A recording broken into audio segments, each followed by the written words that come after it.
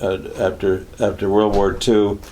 Went to law school and University of Pennsylvania, and then when he passed the bar, he went in with my dad in 1947. That was, and I went to law school at Temple University, and flunked the bar the first time around, and the second time you can take it 3 times. The second time I passed it. I just missed first time around. The second time, my mother, when I flunked, I was, of course, in a deep funk about it and depressed. And my mother took me out on a rowboat ride and on a lake in Cape Cod. It was. We were vacationing up there, and she said, "I'm going to buy you a plumber's into the plumbing business. You could learn to be plumber." And I've often thought back, I could have been much richer, I guess, than some of the plumbers what they charge these days. Anyway, I didn't do that. I studied hard and passed the next time. And well, why don't we talk about your schooling? Why don't we take it up from your do you have any elementary school? Yeah. Wonderful memories of kindergarten, or when did you start? Yeah, kindergarten at what we called became the training school. We call it the normal school, but it was a training school. There was a big building that's long gone, and that's been replaced by another building. And it was a large new building at the time we went there. And it had a play yard. The play yard included a huge rock, which I'll never forget. And we played King of the Hill, or you know what that is? Where you jump on top of the rock, and you keep the other kids from getting up there, and they kept trying to knock you off that rock. Yeah, I played that too. Yeah, and we had more fun playing that game, and I did well in elementary school. I was teacher's pet or something, but I was almost all A's, and I thought I was pretty big stuff when I went to junior. Remember the names of any of the teachers? No, I don't. I don't either.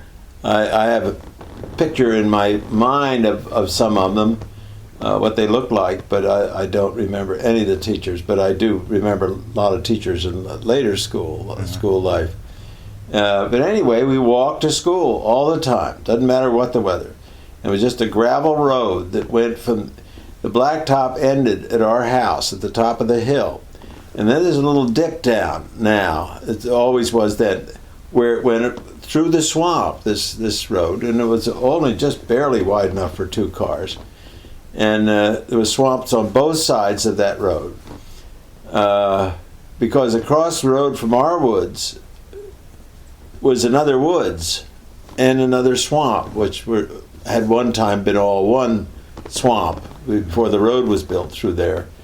But that's the northern end of South Green Street, the southern end of South Green Street. And anyway, we climb up the hill, and there was once a big ash pit there, and then there was a chicken. I remember a chicken coop. The people who the backyard. You come by the backyard, and there was always a lot of chickens running around in there, and roosters, and you'd climb up, and then you had to go over another little hill to come down to where the location of the elementary school, the first 6 grades, and that was fun. We had fun going to and from school, and there weren't any buses then. There were no school buses that I can ever remember seeing. Even we got up in the later school life, maybe there's 1 or 2 buses for the far out line. Ruth said Stroudsburg, she remembers buses, but then junior high school was brand new, and we went to junior high school, and I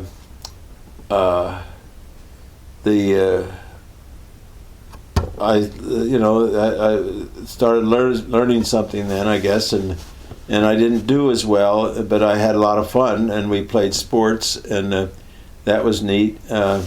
We got into what we had another league of basketball players. This was.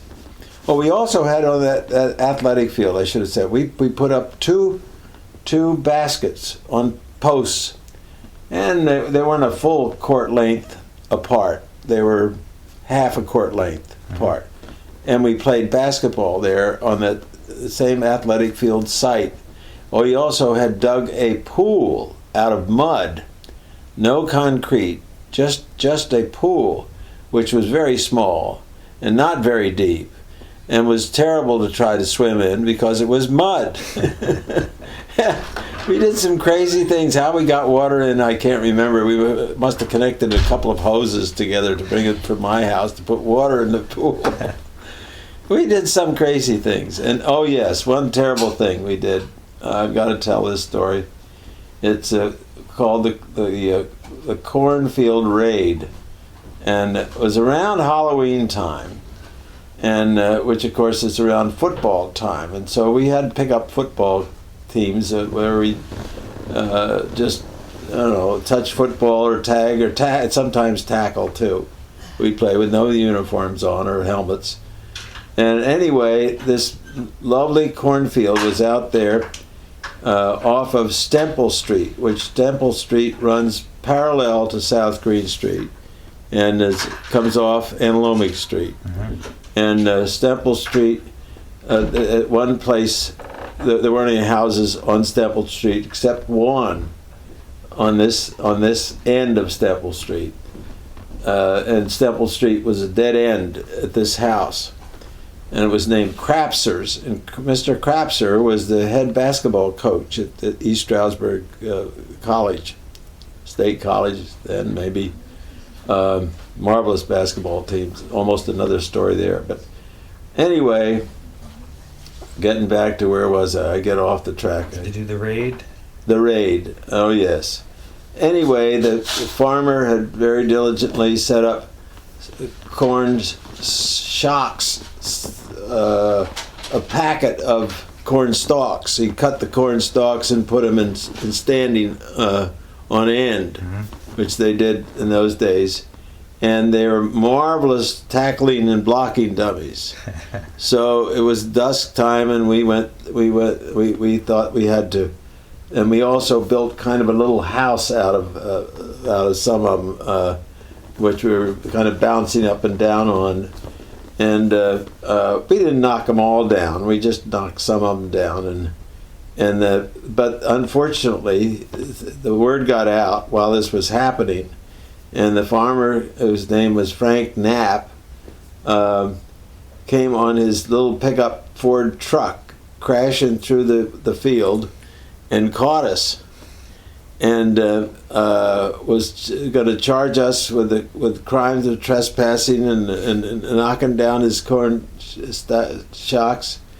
And of course, my dad is a lawyer, and he got into it, and another lawyer was hired by some of the other parents. This was the Eagles and the Midgets all mixed up together. And there was quite a crew of us. And we got hauled before Judge,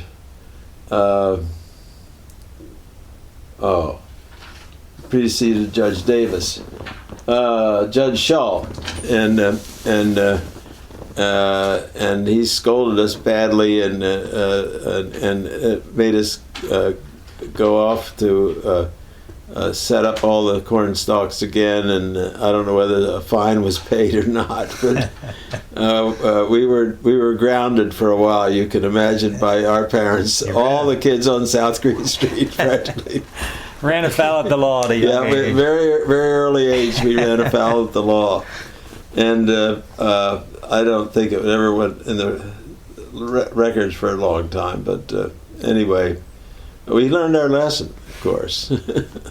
So then you went on to the high school, I guess. The junior high school, and I had a great time at junior high school. We had a circuit of basketball courts. We had one back behind my house on the athletic field. There was another one behind Charles Bensley's house, and he was my best friend for a long time. Very good basketball player and a good baseball player. He run very fast, fastest guy we had.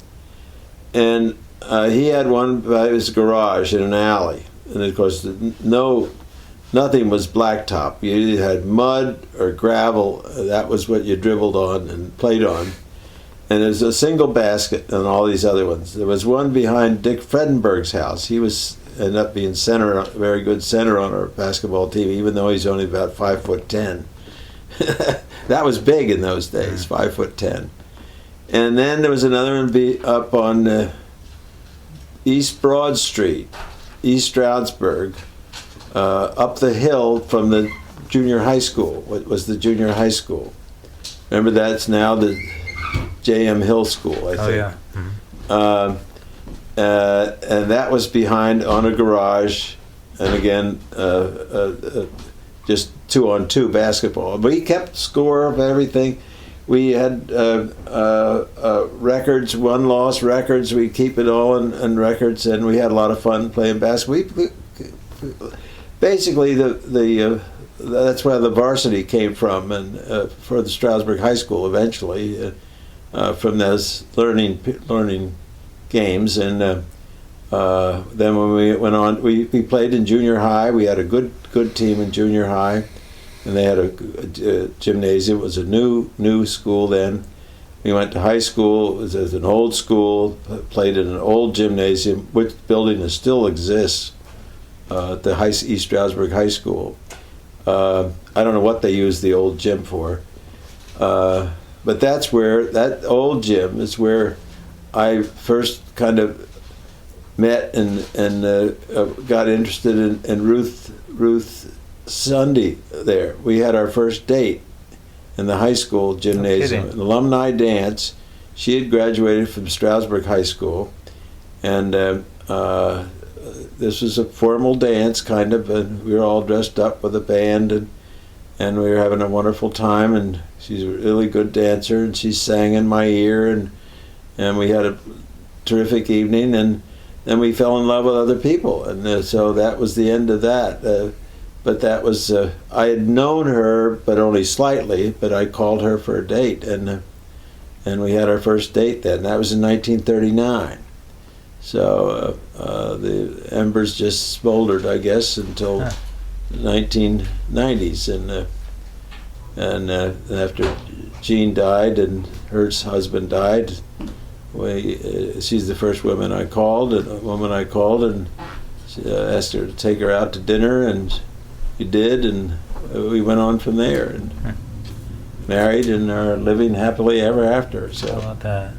So that's part of the romance. But we had dates and boyfriends and girlfriends in the meantime, and she had a family and I had a family, and we had fun growing up. But after we were both married, I was ushered her wedding. She got married after I did, and she had known Jean before, my first wife, before I knew Jean. Actually, they went. Ruth was a year ahead of Jean. No, 3 years ahead of her. Jean was a little bit younger than we were, and